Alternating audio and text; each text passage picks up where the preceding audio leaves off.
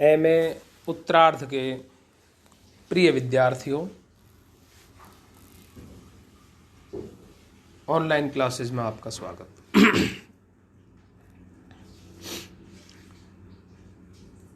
आपके पंचम प्रश्न पत्र के रूप में सूरदास पढ़ाया जाता है। सूरदास जी के कृतित्व व्यक्तित्व के बारे में हम आपको पूर्व में बता चुके हैं। पुष्टि मार्गीय वल्लभाचार्य जी के शिष्य हैं। अष्टछाप जो गठन किया था वल्लभाचार्य जी के पुत्र विट्ठलनाथ जी ने, उसके प्रमुख भक्त और कवि हैं सूरदास जी। उनके जीवन के बारे में हम आपको विस्तार से बता चुके हैं। सूरसागर उनका ग्रंथ है। सूर पंचरत्न, सूर सारावली, भ्रमर गीत सार, साहित्य लहरी, ये इनके अन्य ग्रंथ हैं। साहित्य लहरी में इनके दृष्टकूट पद हैं जिनके बारे में हमने आपको बताया, और दृष्टकूट पदों की व्याख्या भी आपके सम्मुख प्रस्तुत की है।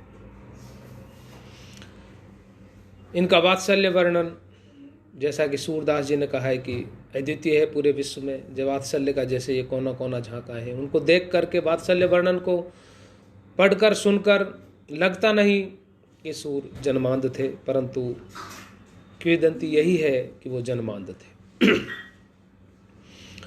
उनका भ्रमर गीत सार प्रमुख रचना है, जो श्रीमद् भागवत से 47वें स्कंद से उठाया है, जिसकी भूमिका हमने आपको विस्तार से बताई कि किस प्रकार से उसके नामकरण के संबंध में आपको पूरा खोल करके हमने बताया कि भ्रमर गीत का नाम भ्रमर गीत क्यों पड़ा। भंवरे को संबोधित करके गोपियां उपवालंब देती हैं श्री कृष्ण को। उद्धव से वार्तालाप करते समय वो भंवरे को ही संबोधित करती हैं और समानता बताती है भंवरे में और श्री कृष्ण में। इसका एक महत्वपूर्ण जो प्रश्न बनता है भ्रमर गीत सार में कि सूरदास जी का आखिर क्या उद्देश्य था भ्रमर गीत लिखने को। भ्रमर गीत को पढ़ने के पश्चात हम इस निष्कर्ष पर निकल चलते हैं कि सूरदास जी ने जो भ्रमर गीत की रचना की, उसमें उनका उद्देश्य जो है वो ज्ञान पर प्रेम की विजय दिखाना है, ज्ञान पर भक्ति की विजय दिखाना है, योग पर प्रेम की विजय दिखाना है, निर्गुण पर सगुण की विजय दिखाना है, सगुणता की श्रेष्ठता स्थापित करते हैं सूरदास जी। गोपियों के माध्यम से उद्धव को निरुत्तर कर देते हैं, जो कि ज्ञान और योग की साधना, निर्गुण ब्रह्म की उपासना का उपदेश देते हैं गोपियों को। तो गोपियां उन्हें किस प्रकार से सगुण का पाठ पढ़ाती हैं और अंत में उद्धव नतमस्तक हो जाता है, निरुत्तर हो जाता है, ज्ञान को भूल जाता है और सगुणोपासना का उनका शिष्य बन जाता है। जैसा कि नंददास जी के यहाँ भंवर गीत में तो यहाँ तक कह देते हैं कि वंदना जोगियों की, ये तो वंदनीय है, ये तो स्वयं ब्रह्म है।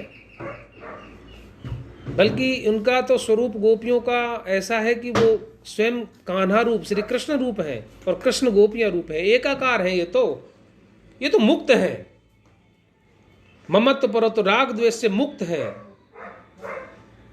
इतनी उच्च भावभूमि पे है ये, और मैं इन्हें उपदेश देने आया। तो शायद यही उनका उद्देश्य है सूरदास जी का। तो इसके बारे में मैं आपको कुछ आज बताऊंगा कि सूरदास जी ने किस प्रकार निर्गुण पर सगुण की विजय, ज्ञान पर भक्ति की विजय, योग पर प्रेम की विजय की स्थापना की।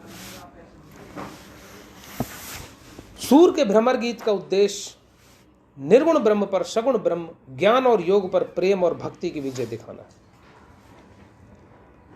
भ्रमर गीत में गोपियां प्रेम की उपासिका होती हैं। उन्होंने रसिक शिरोमणि श्री कृष्ण के साथ लीलाएं की हैं, अतः वे अपने उसी रसिक को प्राप्त करना चाहती हैं जिसने अपने हाथों से उनके बालों को संवारा था, उनके अधरों का रसपान किया था। जबकि उद्धव ज्ञान के गर्व से मंडित है, वे श्री कृष्ण के कहने पर गोपियों को ज्ञान सिखाने ब्रज आते हैं, परंतु गोपियों के अनन्य एवं पवित्र प्रेम के सामने उनका घमंड काफूर हो जाता है। भ्रमर गीत में किस प्रकार गोपियां अपनी सगुण प्रेम भक्ति द्वारा उनके निर्गुण योग का खंडन करती हैं, उसका हम आपको अभी बताते हैं। आपको हमने पूर्व में भी बताया है, लेकिन पुनः हम आपको ध्यान दिलाना चाहते हैं कि श्री कृष्ण को जब मथुरा में रहते हुए ब्रज की याद आती है, गोपियों की याद आती है, और वो उस जो गोपियों के जो सानिध्य में उन्होंने क्रीड़ाएं की, लीलाएं की, जब अपनी याद को वो उद्धव अपने जो सखा हैं उनको जब बताते हैं, तो उद्धव को बड़ा अटपटा सा लगता है। उद्धव उनकी उस विकलता को देख करके मुस्कुराने लगते हैं। वे अपने निर्गुण ज्ञान को श्रेष्ठ समझते थे, स्वयं को ब्रह्म ज्ञानी समझते थे, और अपने आप ब्रह्म ज्ञान के घमंड में श्री कृष्ण को ही समझाने लगते हैं।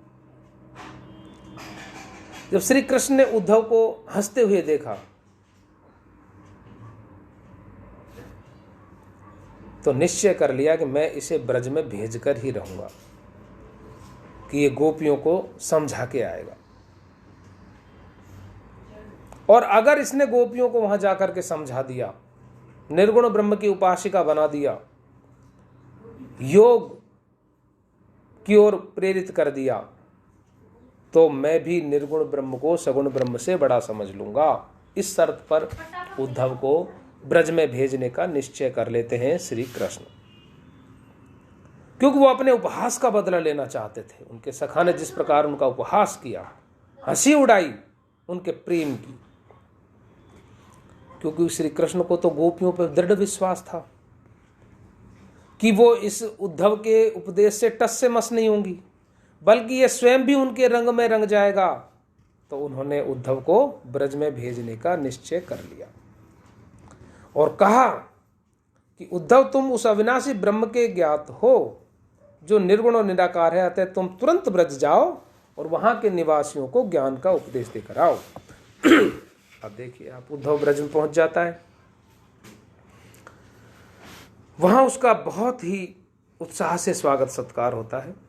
लोग उनके पास आते हैं, क्योंकि उन्हें पता है कि उनके प्राणाधार सखा, प्राणाधार प्रियतम श्री कृष्ण के सखा हैं, तो निश्चित रूप से उनकी आव भगत अच्छे से करते हैं, उनकी अच्छे से इज्जत करते हैं, और उन्हीं का संदेश लेके आए हैं, तो बड़ी आतुरता के साथ उनके संदेश को सुनने के लिए वो तैयार होते हैं। परंतु उनका उत्साह जब ठंडा पड़ जाता है, उनके उत्साह को ऐसे निरुत्साहित कर देता है जैसे पानी आग को, और उन्हें निर्गुण ब्रह्म की साधना का उपदेश देने लगता है, जिसे सुनकर सभी गोपियां व्याकुल हो जाती हैं। तो वो उद्धव जी किस प्रकार से उन्हें उपदेश देने की शुरुआत करते हैं। भ्रमर गीत में उद्धव से इस प्रकार कहलवा है सूरदास जी ने, सुनो गोपी हरि को संदेश, कर समाधि अंतर्गत चितवई प्रभु को यह उपदेश, वे अभिगत अविनाशी पूर्ण घट घट रहे समाय, तिहि निश्चय के ध्यावं ऐसे सुचित कमल मन लाय, यह उपाय कर बिरह तजोगी मिले ब्रह्म तब आय, तत्व ज्ञान बिन मुक्ति न होई निगम सुनावत गाय, सुनत संदेश दुसह माधव के गोपीजन बिलखानी, सूर बिरह की कौन चलावे नयन ढरत यति पानी। देखिए आप, इस प्रकार से उद्धव गोपियों को उपदेश देने लगते हैं। वो कहते हैं कि उनको अंतर्गति, अंतर मन में ही देखो आप, यह प्रभु का उनका भी उपदेश है। वो ये और कहते हैं, ये मैं नहीं कह रहा हूं, श्री कृष्ण ने भी ये कहला के भेजा है कि कर समाधि अंतर्गत चितवो, प्रभु को यह उपदेश। वे अविगत अविनाशी हैं, अविगत है, पूर्ण ब्रह्म है, घट घट रहे समार।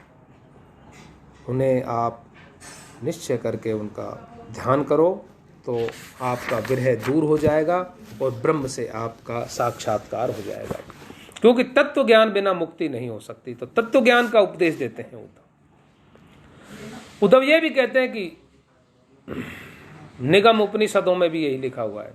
लेकिन इस प्रकार का जब वो संदेश सुनती हैं, क्योंकि उनको तो आशा थी कि कृष्ण के सखा आए हैं, उनका संदेश देंगे, प्रेम का संदेश देंगे, उनके आने की बात करेंगे, उनसे मिलन की बात करेंगे। और जब इस तरीके का उपदेश सुनते हैं तो विरह की क्या, गोपियों के आंखें भर आती है, अश्रुपात होने लगते हैं सभी गोपियों के। क्योंकि इस उपदेश ने तो गोपियों की आशाओं पर पानी फेर दिया। वो व्याकुल होकर धरती पर गिर गई। उनके मुंह से कुछ कहने नहीं बनता, वचन निकलता नहीं, नेत्र बंद कर लेती हैं। किंतु उन्हें जब कृष्ण दिखाई नहीं देते तो विषय सागर में पुनः लीन हो जाते हैं। कृष्ण जिनके दर्शन के लिए वो व्याकुल हैं, वो उद्धव के उपदेश को सुनकर के आंखें बंद करती हैं कि भाई ये कह रहा है तो देखते हैं। लेकिन श्री कृष्ण उन्हें घट घट में दिखाई नहीं देता। वो कहते हैं ना भाई घट घट में निवासी हैं, तो अगर हमारे अंदर होते तो हमारे जो विरह की अग्नि जल रही है ये शांत हो जाते, शीतल कर देते। वो इतने कठोर थोड़ी हैं भाई। श्री कृष्ण तो हमारे सखा हैं। देखिए क्या तर्क देती हैं गोपियाँ कि आप कह रहे हो घट घटवासी हैं और हम विरह में दग्ध हैं, हम विरह की आग में जल रही हैं।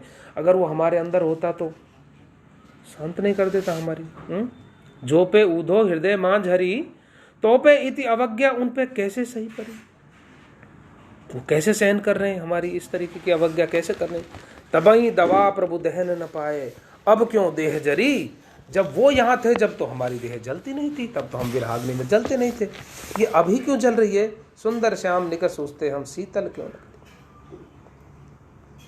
क्योंकि वो हमारे हृदय से निकल गए हैं तो हम शीतल कैसे रहेंगे। देखिए किस प्रकार से उनका, क्योंकि उद्धव से कहते हैं हम तो सगुण लीला में रंगी हुई हैं, हम तेरे उस निर्गुण को नहीं समझती। मधुकर ये मन बिगड़ी परे, समझत नाही ज्ञान गीता को, हरि मुस्कान अरे, बाल मुकुंद रूप रस राचे ताके वक्र करे। कि जिस निर्गुण ब्रह्म को तुम रूप रेख रहित बताते हो, उसके कभी तुमने दर्शन करते हो। लेकिन हम उनके सगुण रूप के दर्शन कर उसे मुरली बजाते हुए गोधन में वन में गौ को चराते हुए देखा है। उदो जोग सुनो हम दुर्लभ, आप कहत हम सुनत अचंबित जानत हो जिये सुन। रेख न रूप न वर्ण जाके नहीं ताको हमें बतावत, अपनी कहो दरस वैसे को तुम कब हो पावत। मुरली अधे धरत सो पुनि गोधन बन बन चारत, नैन विशाल बोह भंकट कर देखो कबहू निहारत। उद्धव आप कहते हो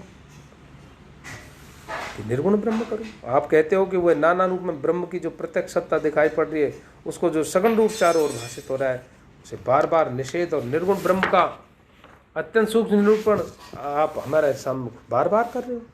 सुने है कथा कौन निर्गुण की, रच पच बात बनावत, सगुन सुमेर प्रकट देखियत तुम तृण की ओट दुरावत। सुमेरु पर्वत के समान जो सगुण साकार दिखाई दे रहा है, जो तुम्हारे निर्गुण तिनके के ओट में उसे दिखाना चाहते हो।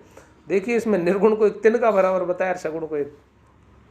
देखिए आप इस प्रकार से वो उद्देश्य देखिए आप भ्रमर गीत में सूरदास जी का, जो निर्गुण का खंडन और सगुण का मंडन। उद्धव से कहती है कि तुम बताओ तो सही, वो कहाँ का है, उसके लक्षण कैसा है, कौन उसका देश है, कौन उसके माँ बाप हैं, उसका रंग रूप कैसा है, पत्नी कौन है, कौन दासी है? इतना सब बताने पर हो सकता है गोपियाँ हम मान लेंगी। तुम उसके बारे में हमको ये सब बता दो। कैसा प्रश्न किया गोपियों कि निर्गुण कौन देश को बासी। मधुकर हर्ष समझाए सोहदे बूझत सांचे नहासी। को है जनक कौन है जननी, कौन नारी को दासी, कैसा भरण भेष है कैसा कहीं रस के अभिलाषी। पावे गोपुन कियो आपनो जोर करेगो घासी, सुनत मोन है रहो बावरो सूर सबे मतनासी। यही तो उद्देश्य है सूरदास जी का, बावरा कर दिया, निरुत्तर कर दिया, सारी मति नष्ट हो गई उद्धव की जो निर्गुण ज्ञान में पगी हुई थी। सूर सबे मतिनासी। अंतिम पंक्ति लिखकर सूर अपने उद्देश्य की पूर्ति भी करते चलते हैं, प्रसंग को आगे बढ़ाते रहते हैं। गोपियों की ऐसी बात सुनकर वह चुप हो जाता है, उसकी सारी मति नष्ट हो जाती है। यह कहकर सूर ने निर्गुण पर सगुण की विजय प्रतिपादित की। गोपियां आगे फिर कहती हैं कि तुम्हारा निर्गुण फीका है।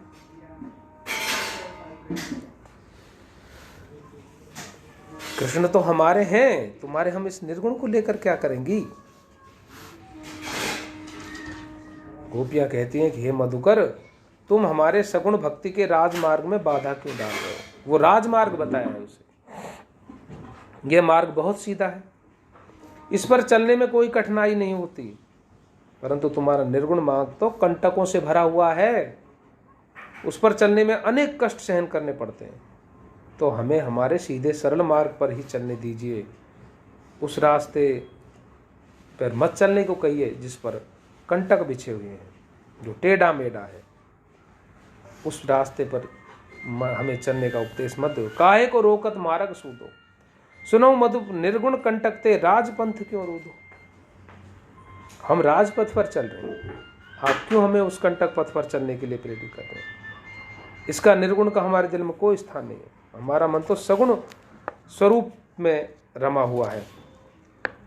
समस्त भ्रमर गीत में ज्ञान और योग की तुलना में प्रेम और भक्ति के महत्व का स्थान स्थान पर प्रतिपादित किया है। सूरदास श्री कृष्ण के अनन्य भक्त थे, उनकी प्रेम लीलाओं के वर्णन के साथ साथ उन्होंने सगुण भक्ति की प्रतिष्ठा भी स्थापित की। ज्ञान एवं योग की तुलना में प्रेम भक्ति को महत्व प्रदान किया, यही भ्रमर गीत का कथ्य है।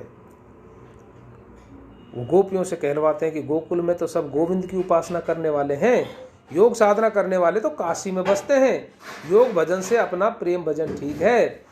गोकुल सबे गोपाल उपासी, जोग अंग साधत जो ऊधो ते सब बसत ईसपुर काशी। यद्यपि हरि हम तजी अनाथ करे तदपि रहत चरणन रस राती। अपनी शीतलता ही न छाड़त यद्यपि है शशि राहु गरासी। शशि और राहु विग्रसित करते हैं चंद्रमा को, लेकिन वो अपनी शीतलता को नहीं छोड़ता।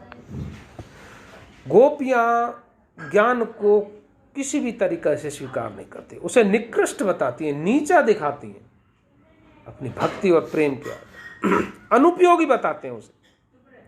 जैसे सूप में अनाज को फटकते हैं, जब फटकन जो है वो गंदगी आगे निकल जाती है और शुद्ध अनाज पीछे बच जाता है। इसी प्रकार से गोपियां कहती हैं कि वो तो फटकन है आपका निर्गुण, हमारा तो जो है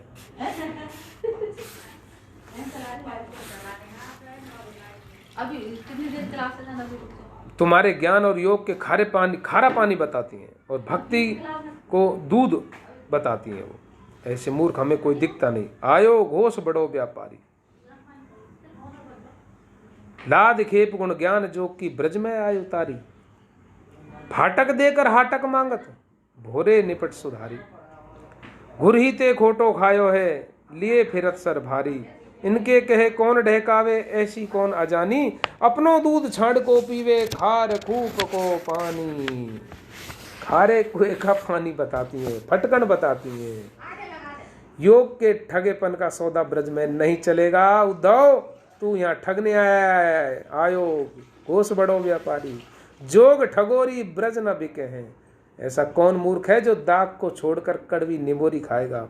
देखिए ये उद्देश्य सूरदास जी का जो है, आप इसे देखते रहिए, इन तर्कों को आप लिखते रहिए और बार बार इस वीडियो को सुनना कि किस प्रकार से क्या क्या उपमाएं देती हैं निर्गुण को और सगुण को। गोपियां दाख सगुण है और कड़वी निबोरी निर्गुण। मूली के पत्ते के बदले योग ज्ञान और निर्गुण को मूली का पत्ता अपने मोती प्रेम भक्ति और सगुण ब्रह्म को कौन दे। सगुण को छोड़कर निर्गुण का निर्वाह कौन करे। यहाँ पर स्पष्ट रूप से सगुण को निर्गुण से श्रेष्ठ बताया है। जोग ठगोरी ब्रज न बिके हैं, ये व्यापार तिहारो उधो ऐसो ही फिर जे हैं। जो पे ले आए हो मधुकर ताके उर न समय है, दाग छाड़ के कटुक निबोरी को अपने मुख है।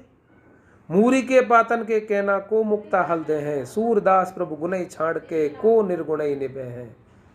ये सूरदास जी का जो उद्देश्य है वो ये है, ये इनका कथ्य है, भ्रमर गीत में उद्देश्य है। इसका और विस्तार से वर्णन हम आपको अगले वीडियो में करेंगे। तब तक के लिए आप इसे ही अच्छे से सुने, इसको लिख लें, बार बार पढ़ें, उसके पश्चात हम अगला वीडियो बनाएंगे। तब तक के लिए धन्यवाद।